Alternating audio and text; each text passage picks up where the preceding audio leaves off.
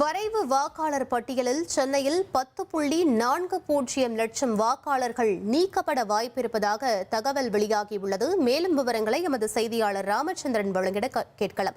ராமச்சந்திரன், என்ன காரணம்? முழு விவரங்களை பதிவு பண்ணுங்க. வணக்கம். சென்னை மாவட்டத்தை பொறுத்தவரை 16 சட்டப்பேரவை தொகுதிகளுக்கான வரைவு வாக்காளரின்படி மொத்தமாக 40 லட்சம் வாக்காளர்கள் உள்ளனர். இதில் ஆண் வாக்காளர்கள் 19 லட்சம் பேரும், பெண் வாக்காளர்கள் 20 லட்சம் பேரும், மூன்றாம் பாலினர் 1276 பேர் என ஒட்டுமொத்தமாக 40,15,000 வாக்காளர்கள் உள்ளனர்.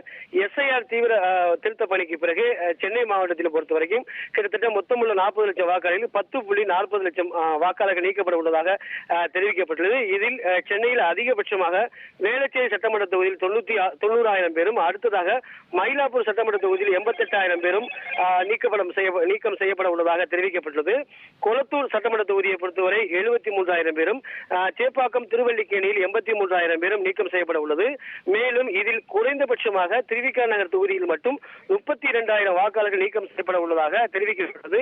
இதற்கான அதிகாரப்பூர்வமான அறிவிப்பு டிசம்பர் மாதம் 16ஆம் தேதி வரைவு வாக்காளர் பட்டியலில் தெரிய வரும் என்றும் எதிர்பார்க்கப்படுகிறது. இதில் மிக பிரதானமாக இறந்தவர்கள், தொடர்பு கொள்ள முடியாதவர்கள், நிரந்தரமாக இடம்பெயர்ந்தவர்கள் என அது மட்டுமல்லாமல் 2 இடங்களில் வாக்குரிமை உள்ளவர்கள் என்ற அடிப்படையில் நீக்கம் செய்யப்பட்டுள்ளதாக சென்னை மாநகராட்சி தரப்பில் தெரிவிக்கப்படுகிறது. விவரங்களுக்கு நன்றி ராமச்சந்திரன்.